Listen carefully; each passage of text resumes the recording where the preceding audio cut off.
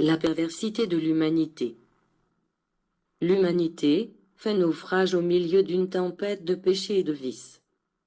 L'homme, quand il devient adulte, n'est pas le seul à contaminer son esprit en autorisant le développement de leurs passions. L'enfant aussi, dans sa tendre enfance, voit chavirer la nacelle dans laquelle il navigue. Ma parole pleine de révélation surgit au milieu de cette humanité, comme un immense phare qui indique la route véritable aux naufragés et ravive l'espoir de ceux qui perdaient la foi. L'humanité s'est multipliée en même temps que son péché. Dans le monde, il ne manque pas de villes, semblables à Sodome et Gomorrhe, dont le caractère scandaleux se répercute sur toute la terre et empoisonne les cœurs. Il ne reste, de ces villes pécheresses, aucun vestige, bien que leurs habitants n'étaient pas hypocrites vu qu'ils commettaient le péché à la lumière du jour. Mais cette humanité d'aujourd'hui qui se cache dans l'ombre pour laisser déborder ses passions, et qui ensuite apparente la rectitude et la propreté, connaîtra un jugement plus sévère que Sodome. C'est l'héritage funeste de toutes les générations passées qui, avec ses ambitions, ses vices et ses maladies, produit ses fruits à notre époque. C'est l'arbre du mal qui a grandi dans le cœur des hommes, un arbre qui a été fécondé de péché, dont les fruits continuent à tenter l'homme et la femme, en faisant sombrer de nouveaux cœurs, jour après jour. Dans l'ombre de cet arbre gisent des hommes et des femmes sans force, qui ne peuvent se libérer de son influence.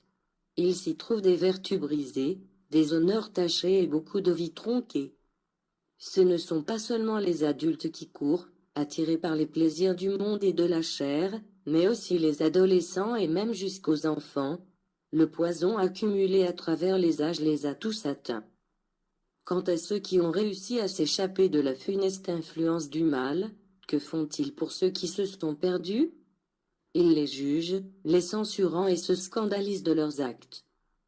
Peu nombreux sont ceux qui prient pour ceux qui se perdent en chemin, et encore moins ceux qui consacrent une partie de leur vie à combattre le mal.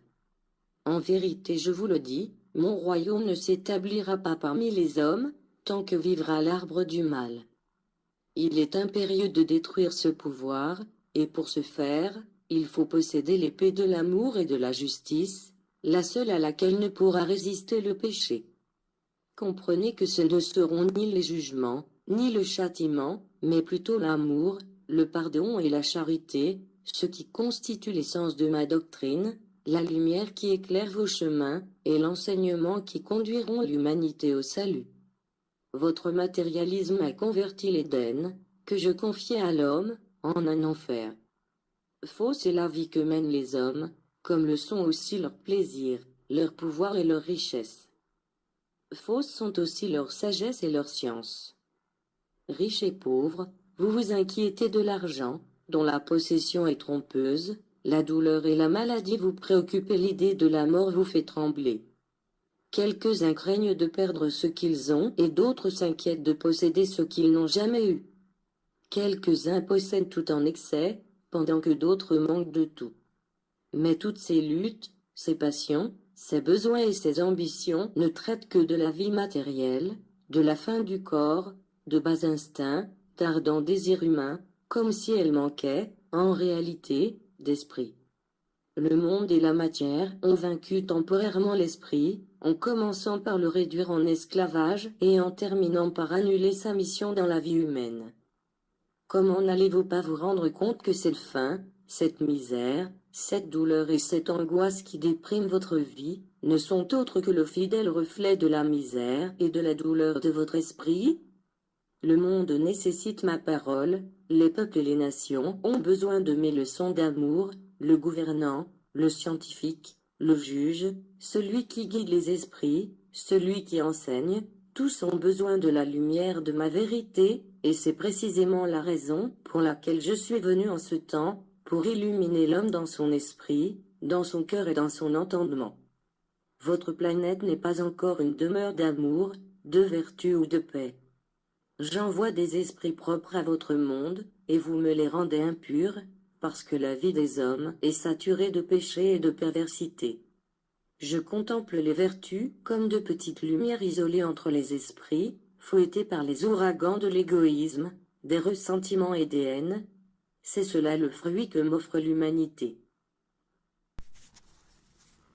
Temps du réveil en Christ est une prise de conscience au-dessus de toutes les religions, non que nous soyons absolument meilleurs, mais un réveil selon la volonté de Christ, l'unique Fils du Père, le rayon universel.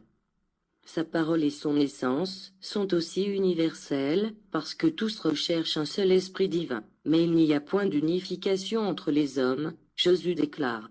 Je ne vois pas la même foi en eux, la même élévation et la même connaissance, et c'est pour cela que je viens comme Saint-Esprit, afin de les unifier en moi, pour les perfectionner au moyen de ma doctrine de vérité, avec ma parole immuable, avec ma loi de justice et d'amour.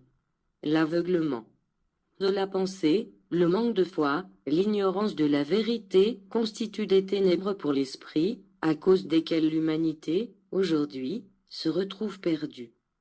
Combien se sont multipliés les hommes qui marchent sans savoir où ils vont, et sans d'ailleurs que cela les préoccupe.